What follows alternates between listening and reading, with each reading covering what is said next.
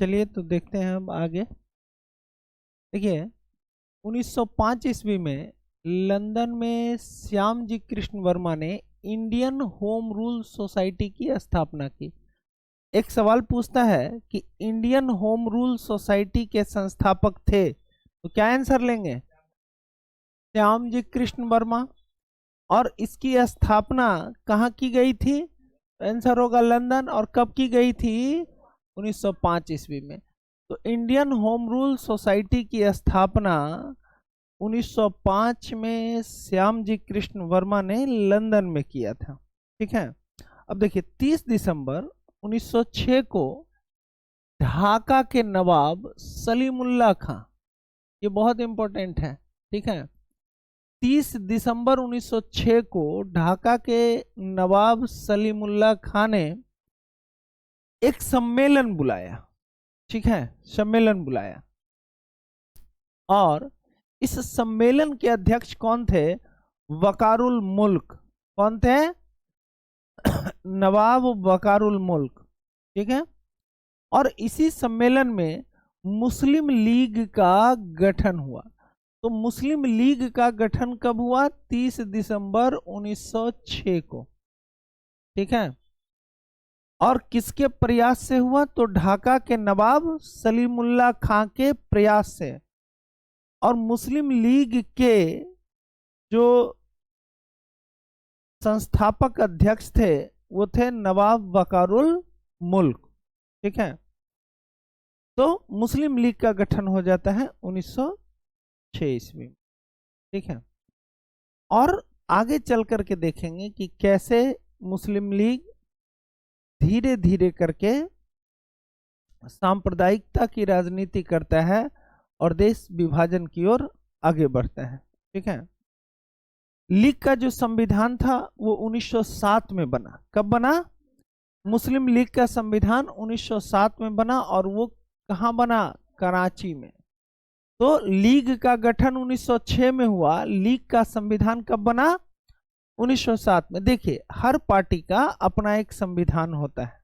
जैसे आज कांग्रेस है, बीजेपी है ना, बहुत सारे पार्टी हैं। हर पार्टी का अपना एक संविधान होता है, यानी अपने पार्टी को संचालित करने से संबंधित एक रूल बुक होता है। ठीक है। उसी को हम ये संविधान कहते हैं, ये रूल बुक। और इस संविधान के अनुसार प्रथम अधिवेशन 1908 में अमृतसर में हुआ। देखिए ये सवाल पूछेगा, मुस्लिम लीग का गठन जो है वो 1906 में हुआ। कहाँ हुआ? ढाका में। और उस अधिवेशन की अध्यक्षता की थी वकारुल मुल्क ने। यह भी याद रखना है। किसके प्रयास से हुआ? सलीमुल्लाह खां के प्रयास से हुआ। और लीग का संविधान बना 1907 में। कहाँ बना? कराची में। और लीग का जो प्रथम अधिवेशन हुआ वो हुआ था 1908 में अमृतसर में। और ये सवाल पूछा गया है कि मुस्लिम लीग का प्रथम बैठक कब हुआ? 1908 में। और कहाँ हुआ? अमृतसर में हुआ था। तो मुस्लिम लीग का पहला बैठक अमृतसर में हुआ। और उस बैठक की अध्यक्षता आगा खां ने किया था। ठीक है। मुस्लिम लीग के प्रथम बैठक की अध्यक्षता किसने की? संस्थापक अध्यक्ष कौन थे? वकारुल मुल्क। संस्थापक अध्यक्ष थे वकारुल मुल्क। जब ये लीग पार्टी बना उस सम्मेलन की अध्यक्षता की थी वकारुल मुल्क ने। लेकिन यदि प्रथम अधिवेशन की अध्यक्षता पूछे तो आंसर क्या लेंगे? आगा खां। ठीक है। तो प्रथम अधिवेशन किसकी अध्यक्षता में हुई? लीग की, आगा खां की। और 1 जुलाई 1909 ईस्वी को, ये भी तिथि याद रखेंगे, 1 जुलाई 1909 को मदन लाल ढींगरा ने विलियम कर्जन वाइली की गोली मारकर हत्या कर दी। अब यहीं से सवाल उठा लेते हैं कि विलियम कर्जन की हत्या किसने की? विलियम कर्जन वाइली की हत्या मदन लाल ढींगरा ने। और कब किया? 1 जुलाई 1909 को और 16 अगस्त 1909 को मदन लाल ढींगरा को मृत्यु दंड दे दिया गया। मदन लाल ढींगरा को मृत्यु दंड कब मिला? 16 अगस्त 1909 को। अच्छा, वो जो हम लोग देखे थे इनके बारे में, खुदीराम बोस के बारे में, तो उनकी जो फांसी है इस बुक में 15 वर्ष दिया है, नए वाले में 18 वर्ष दिया है। तो नए वाले का जो डाटा है उसी को मानेंगे, ठीक है, 18 वर्ष। 21 दिसंबर 1909 ईस्वी को अनंत कान्हारे ने जैक्सन की गोली मारकर हत्या कर दी। अब देखिए, जैक्सन की हत्या किसने की? अनंत कान्हारे ने।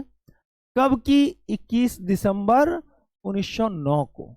दोनों याद रखिएगा, करजन वायली की हत्या मदन लाल ढींगरा ने 1909 में ही किया, ठीक है, और जैक्सन की हत्या अनंत कान्हारे ने भी 1909 ईस्वी में किया। और देखिए, वाइसराय लॉर्ड हार्डिंग, जो जिसके रीजन में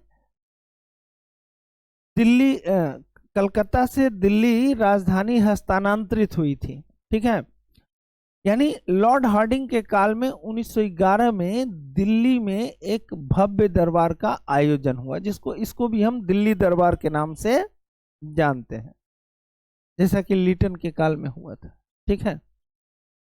और ये दिल्ली दरबार कब हुआ? 1911 में।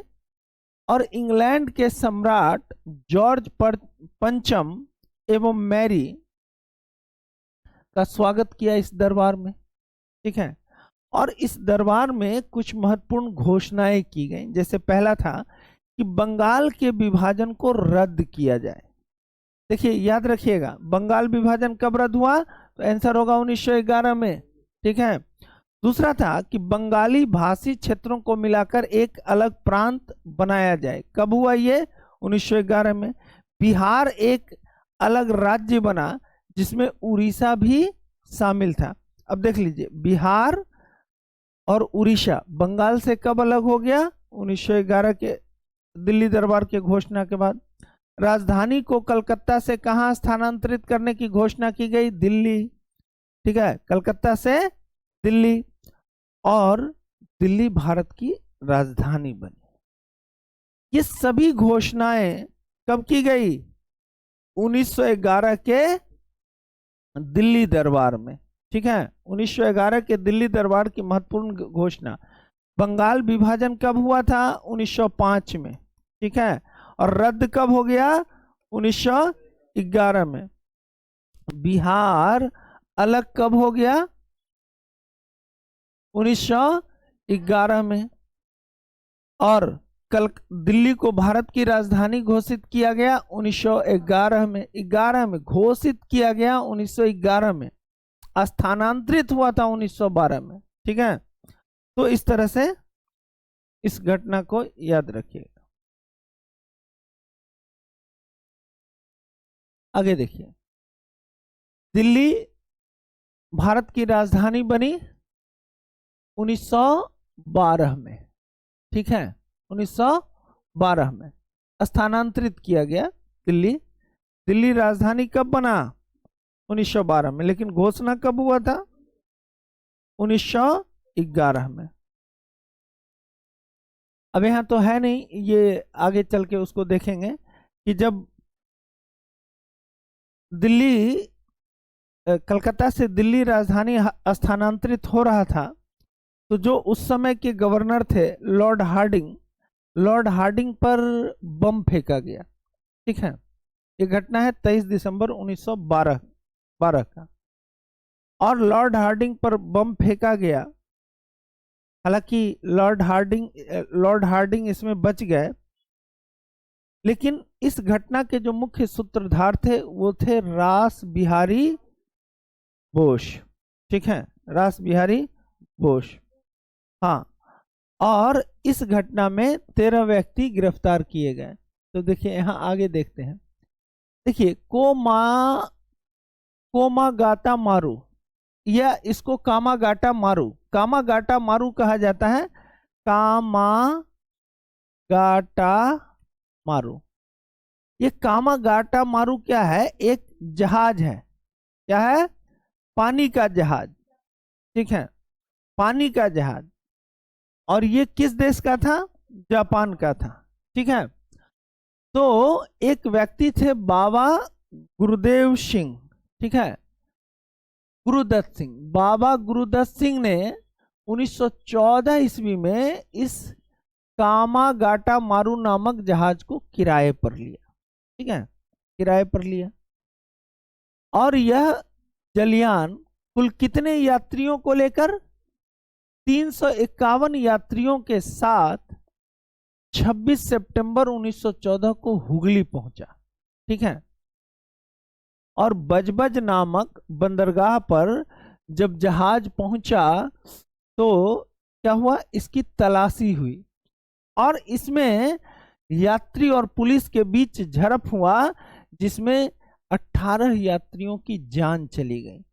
ठीक है, और 25 यात्री घायल हुए। तो कामागाटा मारू प्रकरण कब का है? 1914 ईस्वी का है। कब का है? 1914 ईस्वी का है। दूसरा, कामागाटा मारू क्या है? एक जापानी जहाज है। ठीक है, और इसको किराए पर किसने लिया था? बाबा गुरुदत्त सिंह ने। और देखिए, ये जहाज जो है ना, ये जहाज कहाँ के लिए निकला था? ये भारत से कनाडा जा रहा था। ठीक है, कहाँ जा रहा था? कनाडा। ये आपको ये पूरा का पूरा एक घटना है कि कनाडा में, जैसे भारत में जो राष्ट्रीय आंदोलन चल रहा था, तो यहाँ जो क्रांतिकारी थे, जो अंग्रेजों का विरोध कर रहे थे, उनको पकड़ पकड़ के जेलों में डाल दिया जाता था या सूली पे लटका दिया जाता था। तो बहुत सारे ऐसे क्रांतिकारी थे जो विदेश में रह करके क्रांतिकारी आंदोलन को संचालित करते थे, जिसमें से कनाडा भी महत्वपूर्ण था।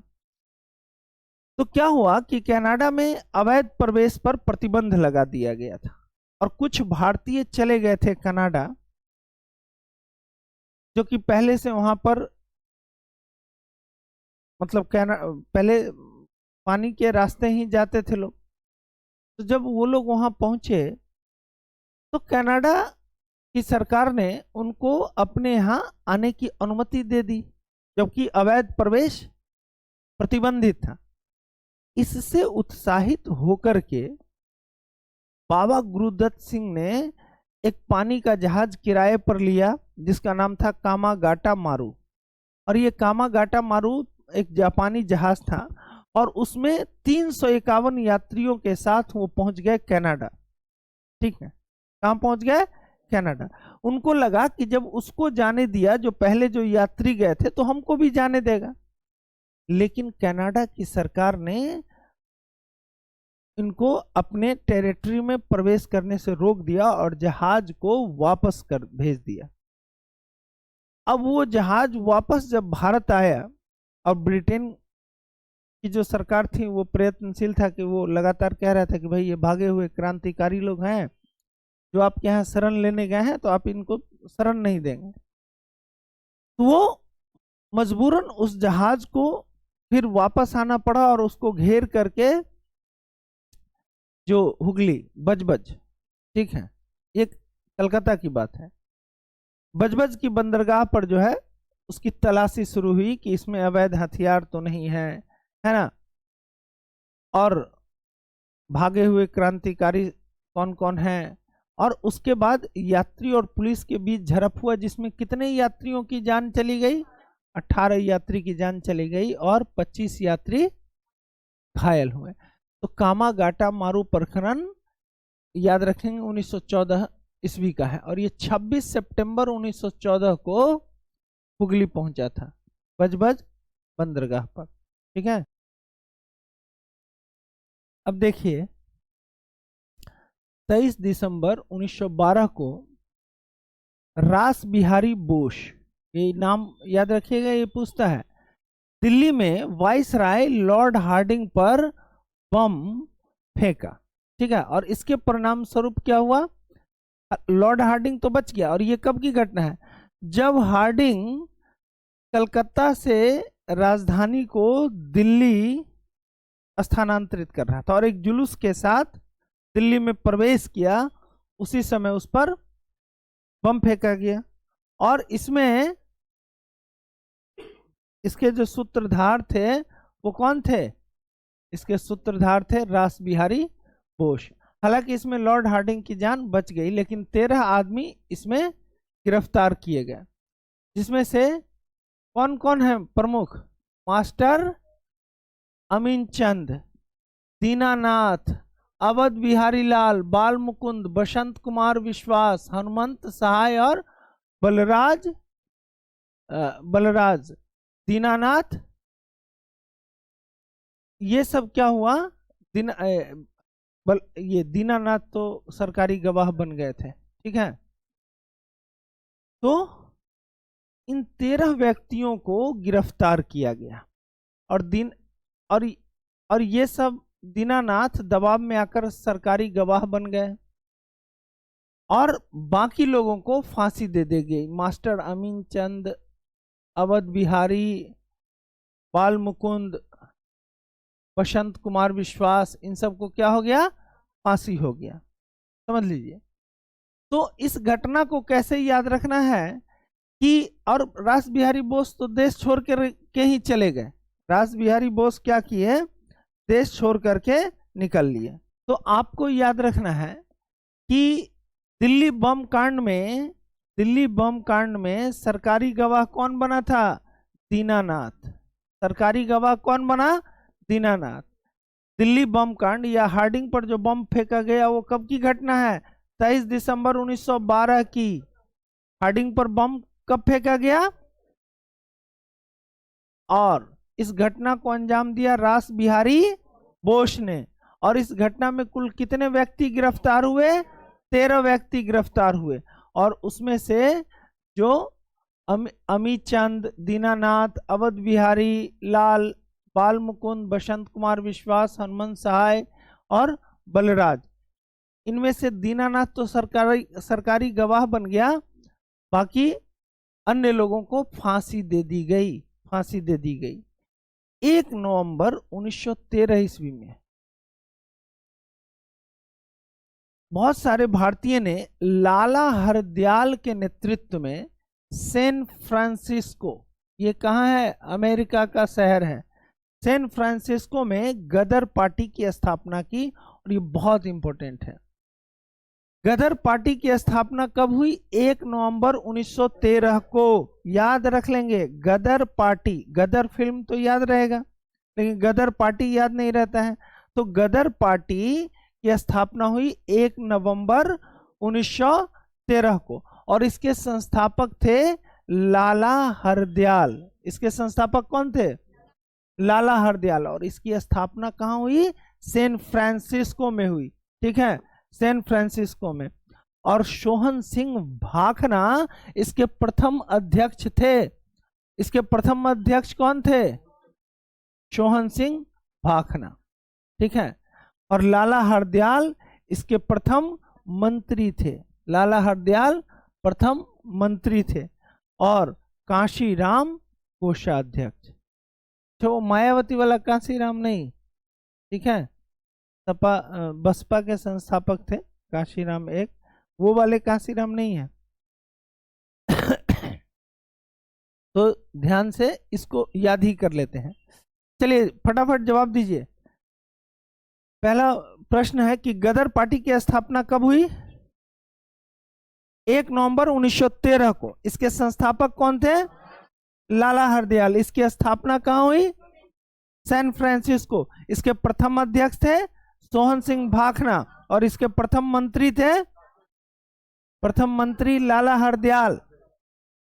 और इसके जो कोषाध्यक्ष थे वो थे कांशीराम। एकदम गदर पार्टी याद होना चाहिए। गदर मचा दीजिए, ऐसा याद करिए लुसेंट को। इसके बाद तो फिर क्लास चलेगा, फिर चैप्टर वाइज मॉडर्न हिस्ट्री आ जाएगा। ये तो मिसलेनियस टाइप से है ना, कि फैक्ट्स को निकाल करके, लेकिन बहुत इंपॉर्टेंट है ये बहुत इंपॉर्टेंट है। अधिकांश प्रश्न यहाँ से पूछे जाते हैं।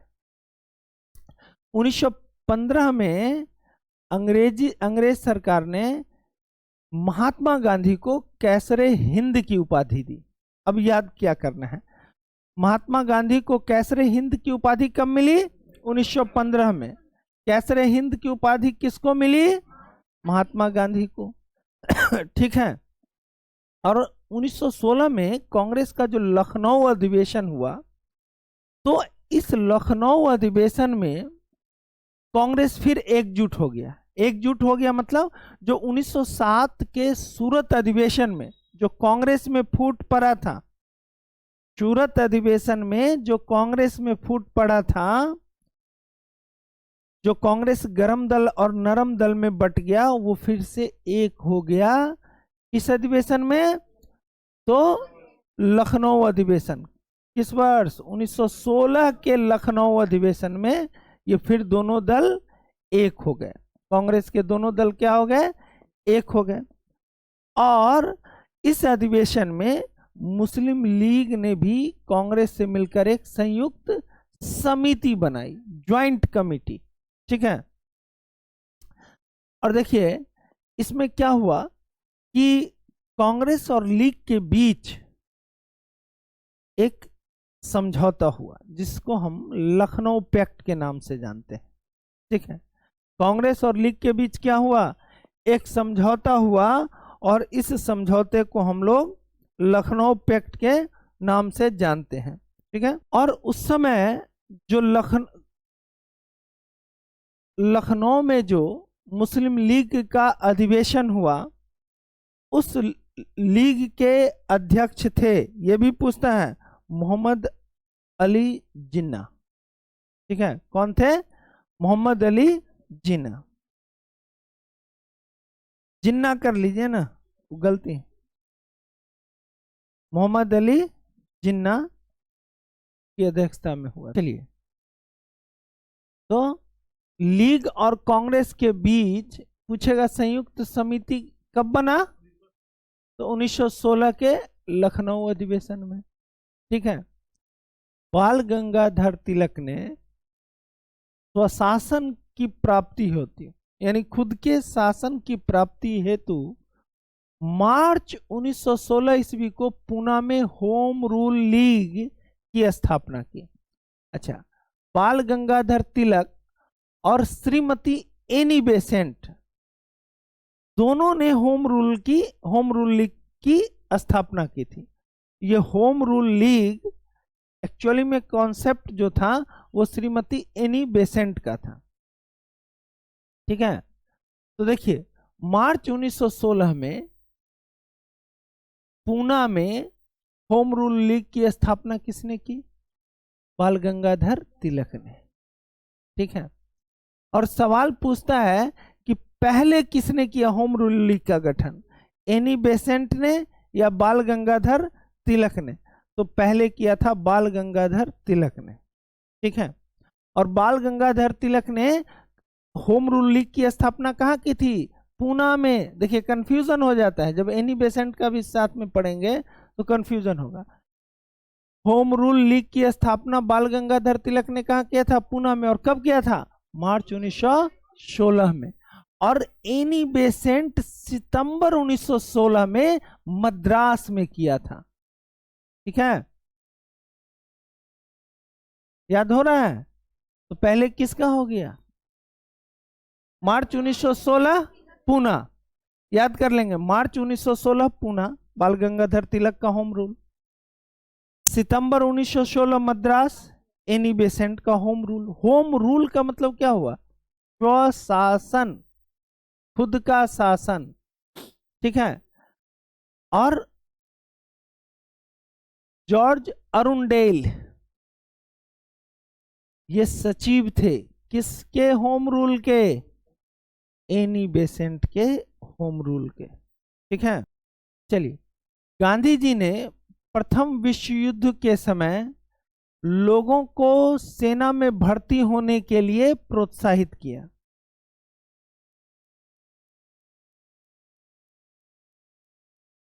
गांधी जी ने प्रथम विश्व युद्ध के समय लोगों को सेना में भर्ती होने के लिए क्या किया? प्रोत्साहित किया। और इसीलिए गांधी जी को भर्ती करने वाला सार्जेंट कहा गया है। भर्ती करने वाला सार्जेंट किसको कहा गया है? गांधी जी को। गांधी जी का यह मानना था कि यदि प्रथम विश्व युद्ध में हम अंग्रेजों का साथ देंगे, ठीक है, तो अंग्रेज जब इस युद्ध से बाहर निकलेंगे तो हमको जरूर डोमिनियन स्टेट्स का दर्जा देंगे और हमारा खुद का शासन होगा। देखिए, डोमिनियन स्टेट्स, ठीक है, dominion states, state, sorry, dominion state, states, ये क्या होता है डोमिनियन स्टेट्स? गांधी जी क्यों भारतीय युवाओं को प्रेरित कर रहे थे कि भाई फर्स्ट वर्ल्ड वॉर में आप अंग्रेजों का साथ दीजिए? क्योंकि गांधी जी को पक्का विश्वास था यदि अंग्रेज ये युद्ध जीत गया तो इनाम स्वरूप हमको डोमिनियन स्टेट्स का दर्जा मिल जाएगा। अब ये डोमिनियन स्टेट्स क्या होता है, जरा इसको समझ लीजिए। डोमिनियन स्टेट्स का मतलब होता है कि अंग्रेजों के अधीन, गवर्नर के अधीन हमारा खुद का शासन होगा। जैसे सिर्फ ऊपर गवर्नर होगा और नीचे मंत्रिमंडल होगा, ठीक है, और ये मंत्रिमंडल में सभी लोग भारतीय होंगे और यही गवर्न करेंगे, यही नियम बनाएंगे। गवर्नर केवल देख रेख करेंगे, इसको अप्रूव करेंगे। जो भी पॉलिसी डिसाइड करने का काम होगा वो मंत्रिमंडल के जिम्मे होगा। हायर अथॉरिटी अभी भी गवर्नर ही होते हैं डोमिनियन स्टेट्स में भी, लेकिन रूल कौन करता? इंडियन करता। लेकिन ऐसा हुआ नहीं, ठीक है। गांधी जी 1916 ईस्वी में अहमदाबाद के साबरमती में, सॉरी, अहमदाबाद में साबरमती आश्रम की स्थापना की। तो साबरमती आश्रम की स्थापना गांधी जी ने कब की? 1916 में। और कहाँ की? अहमदाबाद में, ठीक है। और बिहार के एक किसान नेता राजकुमार शुक्ल, पूरा नाम है राजकुमार शुक्ल, ने गांधी जी को चंपारण आने के लिए का न्योता भेजा, ठीक है। और गांधी जी ने सबसे पहले भारत में सत्याग्रह का प्रयोग यहीं पर किया, ठीक है। इससे पहले उन्होंने सत्याग्रह का प्रयोग दक्षिण अफ्रीका में किया था, ठीक है। और भारत में सत्याग्रह की शुरुआत कहां से हुई? चंपारण, चंपारण से, ठीक है, चंपारण से। तो कहानी यह है कि गांधी जी को राजकुमार शुक्ल ने क्यों आमंत्रण भेजा और भारत में प्रथम सत्याग्रह की शुरुआत गांधी जी ने कहां से किया? तो चंपारण से किया। तो क्यों किया? और ये तिनकठिया प्रथा क्या था? तिनकठिया प्रथा को समाप्त करने के लिए ही गांधी जी ने सत्याग्रह की शुरुआत की। देखिए, सत्याग्रही वो होता है जो बिना डरे, बिना हिंसा किए हुए सच के रास्ते पर डट करके विरोध कर रहा हो। और गांधी जी का ये जो सत्याग्रह, अहिंसा, असहयोग, है ना, ये सब गांधी जी का एक प्रकार से इक्विपमेंट था, हथियार था, अस्त्र था। अब समझिए, सत्याग्रह में यह था कि भाई हम अनशन पे बैठ गए हैं, हम कोई हिंसा नहीं करेंगे और आपके हिंसात्मक कार्रवाई का भी जवाब अहिंसात्मक तरीके से दिया जाएगा। आप जान से मार दें लेकिन हम हटेंगे नहीं और प्रतिरोध अहिंसात्मक बना रहेगा। अब गांधी के इस रणनीति के समक्ष अंग्रेज कैसे फंसते चले गए, और ये एक अलग से एक चैप्टर हम आपको पढ़ाएंगे गांधी एक दिन, ऐसे ही जो बीपीएससी मेंस के लिए उपयोगी होगा। लेकिन गांधी एक चैप्टर हम पढ़ाएंगे, ये 2-4 दिन के अंदर ही एक दिन पढ़ाएंगे, जिससे आप गांधी और गांधी की नीति को समझ पाएंगे, ठीक है। इससे पहले ऑनलाइन क्लास में पढ़ाए थे। तो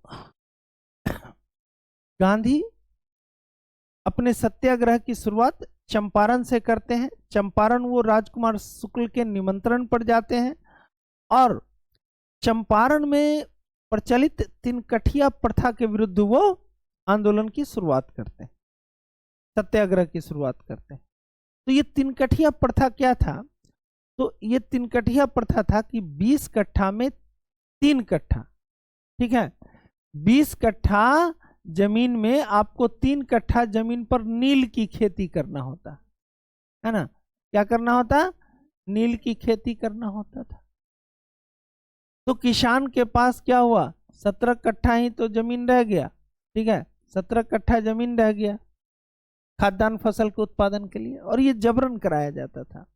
और चूंकि क्या होता था कि नील एक वाणिज्यिक फसल था, दूसरी ओर किसानों को ऊंची दर पर लगान देना होता था सरकार को, और वो खुद उत्पादन के बाद इतना अपने लिए नहीं बचा पाते थे कि आराम से उनका भरण पोषण हो पाए, खाद्यान्न संकट की समस्या बनती थी। तो ये व्यापारिक फसल का विरोध हो रहा था और इसका प्रत्यक्ष लाभ अंग्रेज को होता था। तो किसान ये चाहते थे कि ये जो 3 कठिया प्रथा है, 3 कट्ठा में जो नील की खेती करने की व्यवस्था है, इसको समाप्त किया जाए। पूरे के पूरे 1 बीघा, 20 कट्ठा मतलब 1 बीघा जमीन पर नील की खेती किया जाए, ठीक है। और इसी के खिलाफ, इसी के विरुद्ध किसान वहां आंदोलन चला रहे थे और राजकुमार शुक्ल ने गांधी जी को आमंत्रित किया। देखिए गांधी जी को क्यों आमंत्रित किया राजकुमार शुक्ल ने? तो गांधी भारत में आकर के उनका राजनीतिक कद नहीं बढ़ा।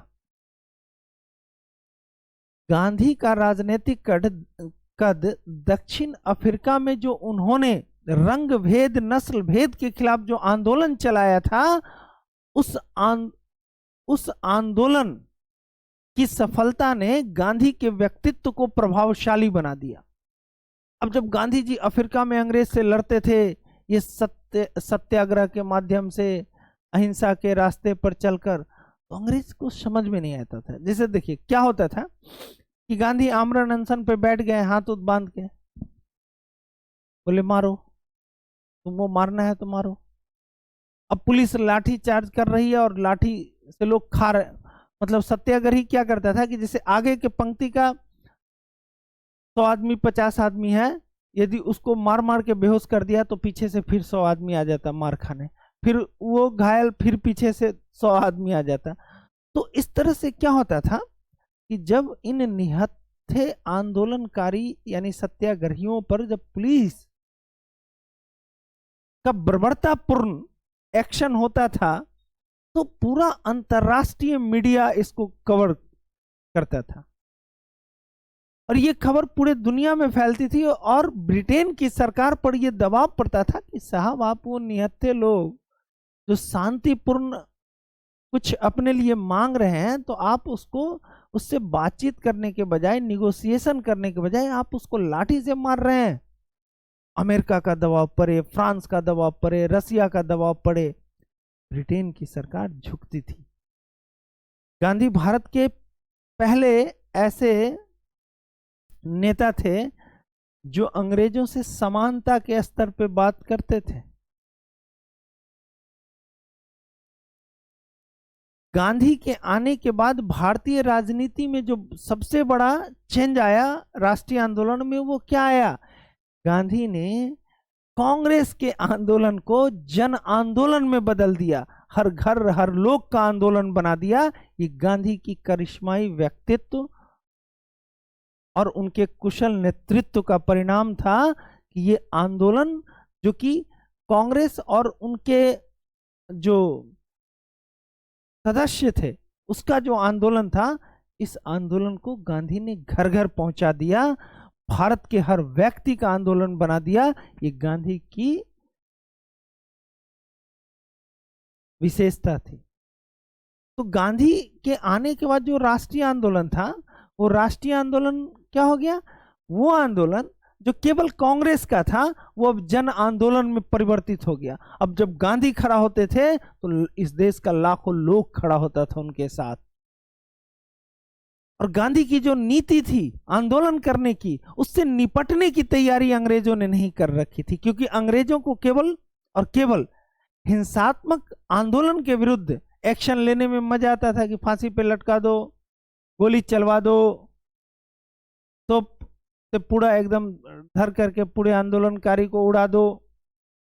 लेकिन गांधी तो ऐसा कुछ करते ही नहीं थे। अहिंसात्मक प्रतिरोध था, और उस अहिंसात्मक प्रतिरोध में सत्याग्रही होते थे जो खुद खड़ा रहते थे, और लाठी खाते खाते जब गिर जाते थे तो दूसरा जत्था आ जाता, तीसरा जत्था आ जाता। अंग्रेज जो अधिकारी होता था कहता सर समझ में नहीं आ रहा है कि करें क्या, वो तो कुछ प्रतिरोध ही नहीं कर रहा है।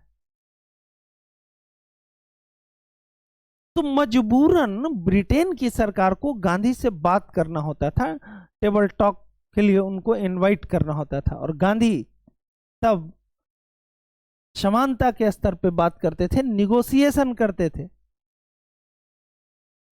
ये गांधी की विशेषता थी। गांधी की एक पॉलिसी थी, संघर्ष विराम संघर्ष की नीति। ये जब बीपीएससी मेंस के लिए हम लोग पढ़ेंगे तो आप बताएंगे संघर्ष विराम संघर्ष की नीति क्या थी गांधी की। गांधी जी देखते होंगे कि किसी आंदोलन की शुरुआत करते थे, और वो आंदोलन जब अपने चरमोत्कर्ष पर होता था तो फिर उस आंदोलन को स्थगित कर देते थे, समाप्त कर देते थे, रोक देते थे। कई बार इससे कांग्रेस के नेता नाराज हो जाते थे कि जब इतना पीक पर है, अब बस अब स्वतंत्रता मिलने ही वाला था कि गांधी आंदोलन को स्थगित कर देते हैं। लेकिन गांधी समझते थे कि कोई भी आंदोलन, उनका मानना था कि आंदोलन भी थकता है। यदि आंदोलन को लंबा चलाया जाए तो एक दिन आंदोलन भी क्या होगा, थक जाएगा, स्वतः समाप्त हो जाएगा। देखते नहीं है, भारत में ही देख लीजिए कि कोई आंदोलन पहले एकदम पीक पे आएगा, सरकार छोड़ दिया, करो अपना जितना करना है, और धीरे धीरे धीरे धीरे वो आंदोलन क्या हो जाता है, ठंडा पड़ जाएगा। सड़क जाम किए हुए है, सरकार बोला ठीक है जाम करके बैठे रहो, 3-4-5 महीना बाद देखिए आंदोलन जो है उसको मीडिया भी नहीं कवरेज देता है, धीरे धीरे आंदोलन ठंडा पड़ने लगता है। तो गांधी ये समझते थे कि आंदोलन जब अपने चरमोत्कर्ष पर हो तो उसी समय उसको स्थगित करिए और बात करिए सरकार से, और अपने लिए कुछ छूट, कुछ अपनी बातों को मनवाइए सरकार से। और ये संघर्ष विराम संघर्ष की नीति जो थी, जैसे आंदोलन पीक पे गया, गांधी निगोशिएशन किए और कुछ दिन के लिए विराम की अवस्था में आते थे, रचनात्मक कार्यों में लग जाते थे, जैसे छुआछूत को हटाना, ग्रामीण कुटीर उद्योग पर बल देना, चरखा से सूत काटना, है ना, इन सब कार्यों में लगे रहते थे। लोगों से मिलते थे, लोगों से को समझाते थे कि अनटचबिलिटी ये सब से बचिए, इनको दूर करिए। इसी को रचनात्मक कार्य बोलते हैं। और इन रचनात्मक कार्यों की वजह से ही गांधी से लोग जुड़ते थे। गांधी गांव गांव जाते थे, लोगों के साथ संवाद करते थे, लघु कुटीर उद्योग पर बल देने के लिए कि ये विदेशी कपड़ा उपड़ा पहनना बंद करिए, अपना सूत काटिए, अपना कपड़ा बुनिए, अपना खुद का वस्त्र उत्पादन करिए। ये गांधी के रचनात्मक कार्य के हिस्सा थे। और ये रचनात्मक कार्य यूं ही नहीं था, इन्हीं रचनात्मक कार्यों के माध्यम से गांधी लोगों से मिलते थे। लोग उनसे जुड़ते थे। और फिर जब गांधी एक आवाज देते थे आंदोलन के लिए, तो वो रचनात्मक कार्य के माध्यम से जिन लोगों से मिले थे, वो गांधी की सेना के रूप में, सत्याग्रही के रूप में आकर के खड़े हो जाते थे। क्योंकि भारतवासियों में, भारत के लोगों में ये विश्वास था कि गांधी के सामने अंग्रेज झुकता है, गांधी से अंग्रेज डरता है। वो इस कारण से था क्योंकि गांधी की जो आंदोलन दक्षिण अफ्रीका में चली, और एक भारत से गया हुआ आदमी दक्षिण अफ्रीका में जाकर के आंदोलन कर देता है और वहां पर सरकार को मजबूर कर देता है और उसको अपनी नीति को परिवर्तित करने के लिए बाध्य कर देता है। तो उस समय जो भारत में जो समाचार पत्र के माध्यम से जो खबर आता था गांधी के बारे में कि गांधी ने आज दक्षिण अफ्रीका में अंग्रेजों को झुका दिया, ये किया, वो किया, तो लोगों के मन में, भारतीय लोगों के मन में ये विश्वास हो चला कि गांधी अंग्रेज से नहीं डरते हैं, गांधी से अंग्रेज डरते हैं। ये गांव गांव में ये खबर फैल गई, तो लोगों को लगता था कि गांधी के पीछे खड़ा हो जाओ तो अंग्रेज कुछ नहीं बिगाड़ सकते हैं। और गांधी की जो नीति थी वाकई में उनको संरक्षण देती थी। और एक सवाल था कि गांधी ने ब्रिटिश उपनिवेशवाद की अर्ध संरक्षणवादी नीतियों पर प्रहार किया। अर्ध संरक्षणवादी नीति का मतलब होता है वो पॉलिसी, अंग्रेजों की वह नीति जिस नीति के कारण अंग्रेज अपनी शासन को भारत में कायम रखना चाहते थे। हित नीति नहीं, अंग्रेजों के ये वो हित पर प्रहार करो जो हित की पूर्ति के लिए अंग्रेज भारत में शासन कर रहे थे। और उनका हित क्या था? वाणिज्य और व्यापार के माध्यम से अधिक भारत का आर्थिक शोषण करना। तो गांधी कहते थे विदेशी वस्त्रों का बहिष्कार करो, विदेशी वस्तुओं का बहिष्कार करो, खुद का कपड़ा बुनो, खुद का सामान बनाओ और खुद इस्तेमाल करो। वोकल फॉर लोकल, जो मोदी जी जो नारा लगाए हैं, वोकल फॉर लोकल, यानी अरे आप 150 करोड़ लोग यदि अपने प्रोडक्ट का यूज करना शुरू करें तो दुनिया में ब्रांड बन जाएगा भाई साहब।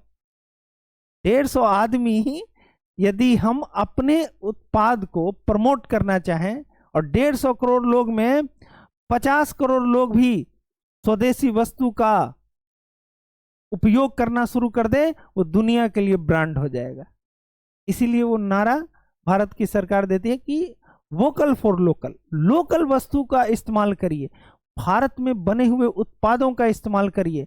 और जब आप इस्तेमाल करेंगे ना तो वो पैसा जो हम आयात पर खर्च करेंगे वो बचेगा और वो वस्तु जो आप इस्तेमाल करेंगे वो निर्यात की वस्तु बन जाएगी, दुनिया में उसकी मांग बढ़ जाएगी। वोकल फॉर लोकल का जो नारा है वो यूं ही नहीं है। तो गांधी भी तो यही कहते थे, मोदी जी भी उन्हीं का अनुकरण कर लिए हैं। तो गांधी ब्रिटिश उपनिवेशवाद की इसी नीति पर तो प्रहार करते हैं।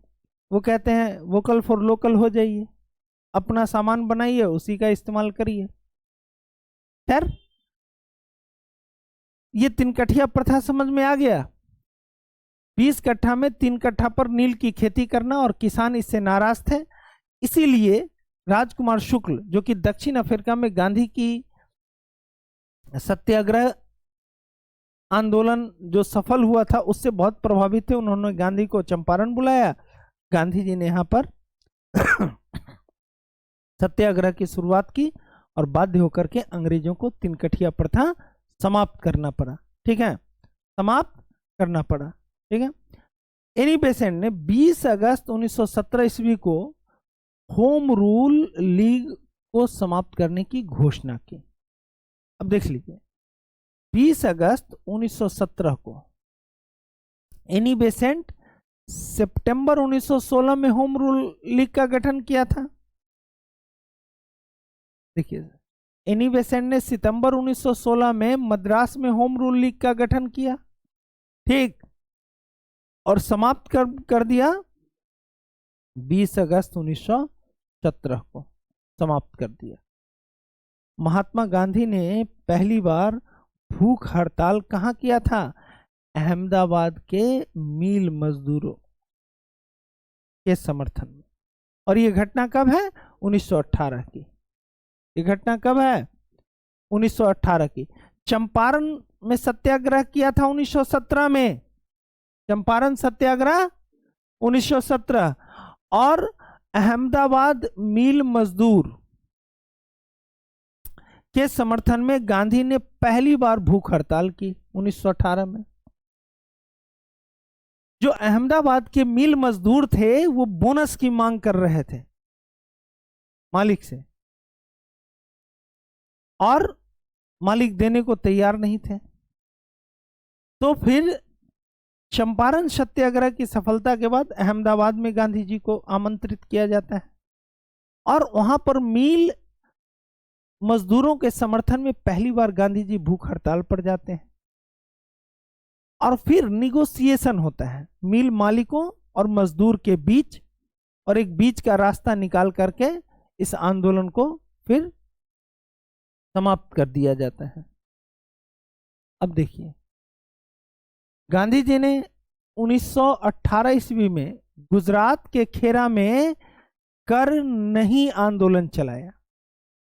अब कर नहीं आंदोलन कब चला? 1918 ईस्वी में कर नहीं आंदोलन कब चला? और ये आंदोलन कहां चला था? खेरा जिला, गुजरात। तो ये कर नहीं आंदोलन याद रखेंगे। गांधी जी ने कर नहीं आंदोलन कब चलाया? 1918 ईस्वी में। और 19 मार्च 1919 को रॉलेट एक्ट लागू हुआ। रॉलेट एक्ट, जिसको कि हम काला कानून के नाम से भी जानते हैं। काला कानून भी इसको कहा गया है, ब्लैक एक्ट भी कहा गया है। और ये क्या था ब्लैक एक्ट? तो देख लीजिए, इसके अनुसार किसी भी संदेहास्पद व्यक्ति को, जिस पर पुलिस को शक हो जाए, ऐसे किसी व्यक्ति को बिना मुकदमा चलाए हुए गिरफ्तार किया जा सकता है। यानी बिना एफआईआर का पुलिस आपको उठा लेगी। क्यों? क्योंकि पुलिस को शक है कि आप कुछ गड़बड़ करेंगे। और यदि आप रॉलेट एक्ट के तहत गिरफ्तार हो जाते तो इस कानून की डिमेरिट्स, कहिए, हमारे लिए तो डिमेरिट्स था, ये था कि न कोई आप अपील कर सकते थे। इसको कहा गया है बिना अपील, बिना दलील और बिना वकील का कानून था ये। बिना अपील, बिना दलील और बिना अपील का कानून किसको कहा गया है? Rowlatt act. यानी इसके तहत यदि आपको पुलिस गिरफ्तार करती उस समय जब अंग्रेजों का शासन था, आज भी है भारत में इस तरह का कानून, बहुत खत्म हो गया। पढ़ेंगे जब इंडियन पॉलिटी, टाडा पोटा, मीसा, ये सब जो पढ़ाएंगे तो वो इसी तरह का कानून है। लेकिन वो भारतीय लोगों के संरक्षण के लिए है, आतंकवादियों के विरुद्ध है। और ये अंग्रेज बाहर से आके और ये कानून इसलिए बनाए कि हम लोग जहाँ थोड़ा बहुत भी आंदोलन का समर्थन करते थे, आतंकवादी करार देकर के गिरफ्तार कर लिया जाता। और आप एक बार इस कानून के तरफ के तहत गिरफ्तार हुए तो आप कोई अपील नहीं कर सकते हैं अपनी रिहाई के लिए, कोई दलील पेश नहीं कर सकते हैं, कोई वकील ठीक नहीं कर सकते हैं जो आपके पक्ष में दलील करे। तो रॉलेट एक्ट 19 मार्च 1919 को रॉलेट एक्ट लागू हुआ। कब लागू हुआ रॉलेट एक्ट? 19 मार्च 1919 को। सब 1919 है। 19 मार्च 1919 को, ये बहुत इंपॉर्टेंट है बहुत। रॉलेट एक्ट कब लागू हुआ? हाँ, याद हो रहा है? 19 मार्च 1919 को। और किस कानून को काला कानून कहा गया है? बिना अपील, बिना दलील और बिना वकील का कानून किसको कहा गया है? रॉलेट एक्ट ने। और गांधी जी ने इस कानून के विरुद्ध 6 अप्रैल 1919 को देशव्यापी हड़ताल करवाई।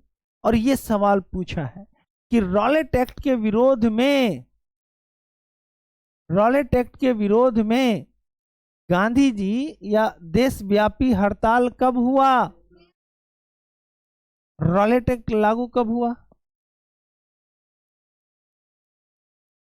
देशव्यापी हड़ताल कब हुआ? 6 अप्रैल 1919 को। और 13 अप्रैल 1919 को जलियांवाला बाग हत्याकांड हुआ अमृतसर में। जलियांवाला बाग हत्याकांड 13 अप्रैल 1919 को। जलियांवाला बाग हत्याकांड कब हुआ? 13 अप्रैल 1919 ईस्वी को। ठीक है। अब देखिए ये जलियांवाला बाग हत्याकांड क्यों हुआ? तो डॉक्टर सतपाल और सैफुद्दीन किचलू, ठीक है, सैफुद्दीन किचलू, ये दो लोगों को गिरफ्तार कर लिया गया था और इनको इसी रॉलेट एक्ट के तहत गिरफ्तार किया गया और इनको मतलब पंजाब से बाहर कर देने का आदेश दिया गया। भाई ये यहां नहीं रहेंगे, तरी पार कर दिया गया। गिरफ्तार करके ले जाइए इनको इस राज्य के जेल से बाहर। इस गिरफ्तारी के विरोध में एक जनसभा का आयोजन किया गया। कहां? जलियांवाला बाग में। कहां जनसभा का आयोजन किया गया? जलियांवाला बाग। और ये जलियांवाला बाग है अमृतसर में। घटना है 13 अप्रैल 1919 का। तो जब डॉक्टर सतपाल और सैफुद्दीन किचलू के गिरफ्तारी के विरोध में जनसभा का आयोजन किया जा रहा था और ये एकदम शांतिपूर्ण आयोजन था, इसमें किसी भी प्रकार की कोई हिंसा नहीं की गई थी, तभी अचानक से वहां पर जनरल डायर गोली चलाने का आदेश देते हैं। अब देखिए इसमें अंग्रेजों का दलील यह है कि हमने जनसभा, जैसे आज धारा 144 होता है ना, तो ये अंग्रेज कहते हैं कि हमने पहले से ही वहां पर 144 लागू कर दिया था, लेकिन इसकी सूचना सभा करने वाले लोगों को थी ही नहीं कि सरकार ने इस तरह का कोई आदेश जारी किया है। 1 घंटा पहले आदेश जारी किया और पीछे से पुलिस को भेज दिया और वहां पर अंधाधुंध गोली चलाई गई, जिसमें 379 है ना, अंधाधुंध गोली। उसका एंट्रेंस सिंगल था, एक ही एंट्रेंस और एग्जिट जो है एक ही गेट से होता था आना जाना, और उसी गेट से घुसता है फोर्स, उस अंधाधुंध गोली चलाता है। एक फिल्म में इसको दिखाया गया है, आप देख सकते हैं। और उसमें सरकारी आंकड़ों के हिसाब से 379 व्यक्ति की जान गई, जबकि सच्चाई यह है कि जो कांग्रेस समिति ने जो रिपोर्ट दिया उसके हिसाब से 1000 व्यक्ति मारे गए। कितने व्यक्ति मारे गए? 1000। सरकारी आंकड़ा कितना कहता है? 379। और कांग्रेस समिति जो कि गठित हुआ था इसकी जांच के लिए, वो कितना देता है रिपोर्ट? 1000। जलियांवाला बाग हत्याकांड में हंसराज नामक गद्दार ने डायर का सहयोग किया। वो कौन व्यक्ति था जिसने गद्दारी की थी? हंसराज ने। और शंकरन नायर ने जलियांवाला बाग हत्याकांड के विरोध में वायसराय की कार्यकारिणी परिषद से इस्तीफा दे दिया। ये दोनों बात याद रखेंगे। पुलिस की मुखबिरी की हंसराज ने, डायर का सहयोग किया हंसराज ने, और किसने गवर्नर जनरल इन काउंसिल से रिजाइन कर दिया? शंकरन नायर ने। सोचिए, एक व्यक्ति जो मुखबिरी कर रहा है हंसराज, वहीं दूसरा व्यक्ति कहता है कि ऐसी सरकार में हमको कोई पद नहीं चाहिए जो हमारे लोगों का खून बहाती हो। और शंकर नायर, देखिए, ये दक्षिण भारतीय थे और हंसराज उधर के ही थे।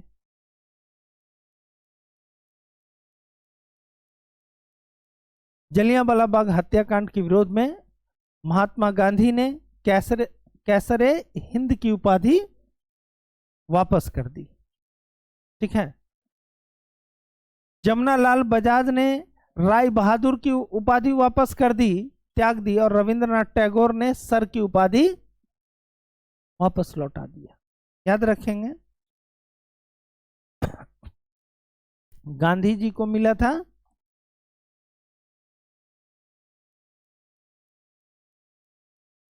कैसर ए हिंद की उपाधि। ठीक है। वहीं पर जमनालाल बजाज, हाँ, ये किनका किनका उपाधि है ये भी याद रखिएगा। जमनालाल बजाज उपाधि किस चीज का था इनका? राय बहादुर का, राय बहादुर। और वहीं पर रविंद्रनाथ टैगोर, रविंद्रनाथ टैगोर के पास था सर की उपाधि, रविंद्रनाथ टैगोर। अब आपसे पूछा कि सर की उपाधि किसने वापस कर दी? रविंद्रनाथ टैगोर। राय बहादुर की उपाधि किसने वापस कर दी? जमनालाल बजाज। और कैसर हिंद की उपाधि किसने वापस कर दी? महात्मा गांधी ने। और कैसरे हिंद की उपाधि महात्मा गांधी को मिला था प्रथम विश्व युद्ध के दौरान, जब उन्होंने भारतीय युवाओं को प्रेरित किया था अंग्रेजी सेना में शामिल होने के लिए। आगे देखिए,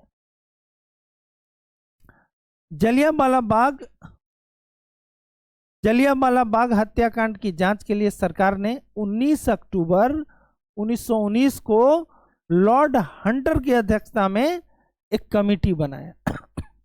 इस कमेटी का नाम था हंटर कमेटी।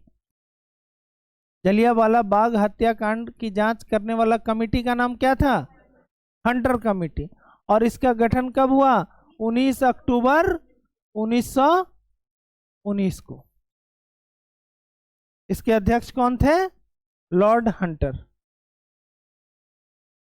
और इस कमेटी में 5 अंग्रेज और 3 भारतीय थे। कितने अंग्रेज और कितने भारतीय?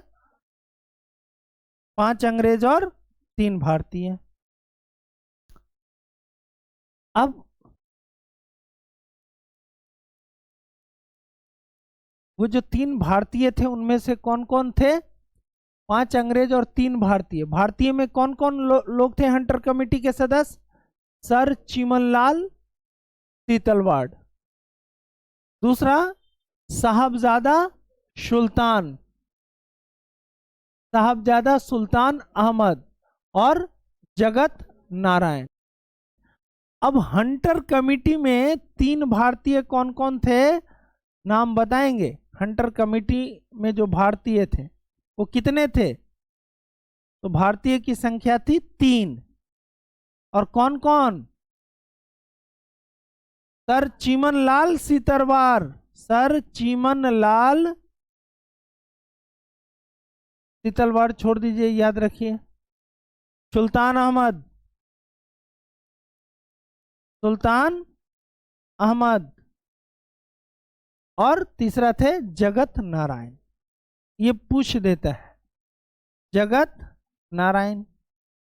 वहीं दूसरी तरफ आप देखेंगे कि कांग्रेस ने इस हत्याकांड की जांच के लिए अलग से एक कमेटी बनाया। ठीक है। और उस कमेटी के अध्यक्ष थे मदन मोहन मालवीय, और इसके अन्य सदस्य थे मोतीलाल नेहरू और गांधी जी स्वयं। और जलियांवाला बाग क्या है, कभी जल्ली नामक व्यक्ति की संपत्ति थी। ठीक है, बाग मतलब कैसे, जैसे पार्क होता है ना, वैसे ही वो एक बड़ा सा जगह था। ठीक है, किसकी संपत्ति थी, जल्ली की।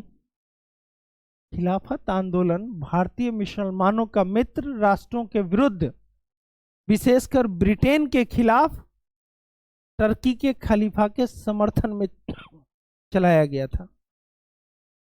खिलाफत आंदोलन किसके समर्थन में चलाया गया, टर्की के खलीफा के समर्थन में चलाया गया था। और किसके विरुद्ध चलाया गया था, तो ब्रिटेन के विरुद्ध। इसको समझिए, प्रथम विश्व युद्ध में क्या हुआ कि टर्की जो था वो ब्रिटेन के विरुद्ध लड़ रहा था। टर्की किसके विरुद्ध था, ब्रिटेन के विरुद्ध लड़ रहा था। और जो टर्की का खलीफा होता था वो पूरे दुनिया के मुसलमान का धार्मिक और राजनीतिक गुरु माना जाता था। तो जब टर्की हार गया फर्स्ट वर्ल्ड वॉर में, तो टर्की को पूरी तरह से छत विछत कर दिया। और भारतीय मुसलमानों की ये मांग थी कि जो टर्की के खलीफा हैं उनके साथ सम्मानजनक व्यवहार किया जाए और टर्की पर कोई बहुत दमनात्मक कार्रवाई न की जाए। लेकिन शुरू में अंग्रेजों ने हामी भर दी, लेकिन बाद में वो मुकर गए। और यही वजह रहा कि भारत में खिलाफत आंदोलन अंग्रेजों के खिलाफ चलाया गया। और इसी का लाभ गांधी जी उठा करके हिंदू और मुस्लिम एकीकरण पर बल देते हैं और साथ में असहयोग आंदोलन भी प्रारंभ करते हैं। तो हिंदू और मुसलमानों की क्या हुई, खिलाफत आंदोलन शुरू किया मुसलमानों ने, क्योंकि टर्की के खलीफा के साथ अपमानजनक व्यवहार किया गया। वहीं 19 अक्टूबर 1919 ईस्वी को खिलाफत दिवस मनाया गया। ये याद रख लेंगे, खिलाफत दिवस कब मनाया गया, 19 अक्टूबर 1919 को। खिलाफत दिवस कब मनाया गया, 19 अक्टूबर 1919 को। खिलाफत दिवस कब मनाया गया, याद हुआ, 19 अक्टूबर 1919 को क्या हुआ, ठीक है। और 23 नवंबर 1919 को हिंदू और मुसलमानों की एक संयुक्त कॉन्फ्रेंस हुई, मतलब बैठक हुई, और इसकी अध्यक्षता महात्मा गांधी ने किया। हिंदू और मुसलमानों की संयुक्त बैठक, ज्वाइंट कॉन्फ्रेंस कब हुआ, 23 नवंबर 1919 को। खिलाफत दिवस 19 अक्टूबर 1919 को, संयुक्त बैठक 23 नवंबर 1919 को। और इस संयुक्त बैठक की अध्यक्षता किसने की, महात्मा गांधी ने। रॉलेट एक्ट, जलियांवाला बाग कांड और खिलाफत आंदोलन के उत्तर में गांधी जी ने 1 अगस्त 1920 ईस्वी को असहयोग आंदोलन प्रारंभ किया। ये बहुत इंपॉर्टेंट है। असहयोग आंदोलन की शुरुआत हुई 1 अगस्त 1920 को। असहयोग आंदोलन कब शुरू हुआ, 1 अगस्त 1920 को। एकदम दिमाग का बत्ती जला के याद कर लीजिएगा, बहुत इंपॉर्टेंट है, बहुत बार पूछा गया है। असहयोग आंदोलन की शुरुआत हुई 1 अगस्त 1920 को। और असहयोग आंदोलन की पुष्टि, यानी कांग्रेस ने इस आंदोलन को अनुमति अपने किस बैठक में दिया, तो दिसंबर 1920 के नागपुर अधिवेशन में। दिसंबर 1920 के नागपुर अधिवेशन में। और मोहम्मद अली को सर्वप्रथम असहयोग आंदोलन में गिरफ्तार किया गया। ये मोहम्मद अली जिन्ना नहीं है, ठीक है। हाँ, असहयोग आंदोलन के दौरान गिरफ्तार होने वाले प्रथम व्यक्ति कौन थे? मोहम्मद अली। ये अलग थे, अली बंधु। ये मोहम्मद अली जिन्ना नहीं थे। तो पहला गिरफ्तार होने वाला व्यक्ति था मोहम्मद अली। और मोहम्मद अली जिन्ना, एनी बेसेंट और बिपिन चंद्र पाल, ये कांग्रेस, ये असहयोग आंदोलन के पक्ष में नहीं थे। ये नहीं चाहते थे कि असहयोग आंदोलन चले, और इसी वजह से इन्होंने कांग्रेस छोड़ दी। कांग्रेस छोड़ दी। 5 फरवरी 1922 ईस्वी को गोरखपुर जिले में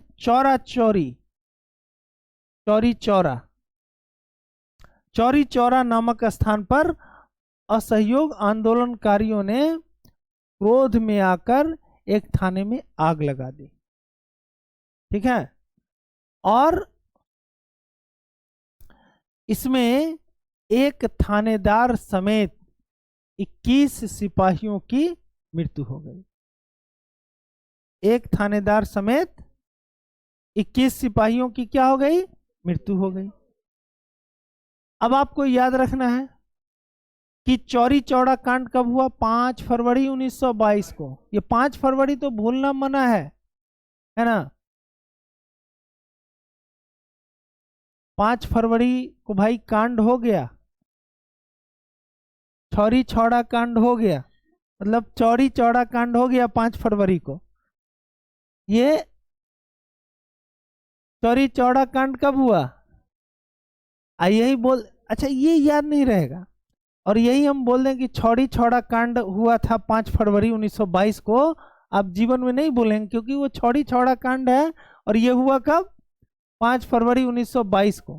तो आपको याद चौरी चौड़ा कांड नहीं रखना है, चौरी चौड़ा कांड हुआ 5 फरवरी 1922 को, ठीक है। और ये जो असहयोग आंदोलनकारी थे, गुस्से में आकर के क्या किए कि एक थानेदार और 21 सिपाहियों को जला दिया। पूरे थाने को ही आग लगा दिया, जिसमें एक थानेदार और 21 सिपाही मारे गए। और गांधी जी इस घटना से दुखी होकर 11 फरवरी 1922 को असहयोग आंदोलन स्थगित कर देते हैं। तो असहयोग आंदोलन जो शुरू हुआ कब? शुरू कब हुआ? असहयोग आंदोलन डेट के साथ बोलिए। 1 अगस्त 1920 को शुरू हुआ और 11 फरवरी 1922 को समाप्त हुआ, ठीक है। 13 मार्च 1922 को गांधी जी को गिरफ्तार कर लिया गया। बोले सब फसाद का जड़ यही है ना। और इनको जो है ना 6 वर्ष की सजा हुई। असहयोग आंदोलन स्थगित हुआ 11 फरवरी को, और 13 मार्च को गांधी जी को गिरफ्तार कर लिया गया। 6 वर्ष की सजा हो गई, लेकिन स्वास्थ्य संबंधी कारण से इनको 5 फरवरी 1924 ईस्वी को रिहा कर दिया गया। उनका स्वास्थ्य ठीक नहीं चल रहा था। अंग्रेजों को लगा कि भाई कुछ हो गया है, तो समझिए कि फिर पूरे राष्ट्र में आक्रोश फैल जाएगा कि गांधी जी को ये सब मार दिया, और फिर उस आंदोलन को आप रोक नहीं पाएंगे, इतना हिंसक और उग्र हो जाएगा। तो स्वास्थ्य कारण से गांधी जी को रिहा कर दिया गया। और 1922 ईस्वी के मेवाड़ भील आंदोलन के नेता मोतीलाल तेजावत थे। देखिए 1922 में एक और आंदोलन हुआ, मेवाड़ में हुआ भील आंदोलन, और मेवाड़ भील आंदोलन के नेता कौन थे? मोतीलाल तेजावत। 1923 ईस्वी में इलाहाबाद में चित्तरंजन दास और मोतीलाल नेहरू ने स्वराज पार्टी की स्थापना। स्वराज पार्टी की स्थापना कब हुई? 1923 में। और इसके संस्थापक कौन थे? चित्तरंजन दास और मोतीलाल नेहरू। ये पूरा कहानी आगे बताएंगे, ठीक है। महात्मा गांधी कांग्रेस के अध्यक्ष केवल एक बार बने थे और वो 1924 के बेलगांव अधिवेशन की अध्यक्षता किए थे। महात्मा गांधी कांग्रेस के अध्यक्ष कितने बार बने? केवल एक बार, लेकिन कांग्रेस के सबसे प्रभावशाली नेता रहे। जबकि अध्यक्ष पार्टी का सबसे बड़ा पद होता है अध्यक्ष का, और महात्मा गांधी तो केवल एक बार बने। कब बने? 1924 में। किस अधिवेशन की अध्यक्षता की थी? बेलगांव अधिवेशन की अध्यक्षता। एकदम याद रखेंगे, 1924 के बेलगांव अधिवेशन की अध्यक्षता महात्मा गांधी ने किया था। वो सिर्फ एक बार कांग्रेस के अध्यक्ष बने थे। और सचिंद्र सान्याल ने 1924 में हिंदुस्तान रिपब्लिक एसोसिएशन की स्थापना की और 1928 ईस्वी में इसी का नाम बदलकर हिंदुस्तान सोशलिस्ट रिपब्लिकन एसोसिएशन कर दिया गया। और जो आगे चल करके हम लोग भगत सिंह, चंद्रशेखर आजाद को पढ़ेंगे, वो इसी संगठन से थे, ठीक है, इसी संगठन से थे।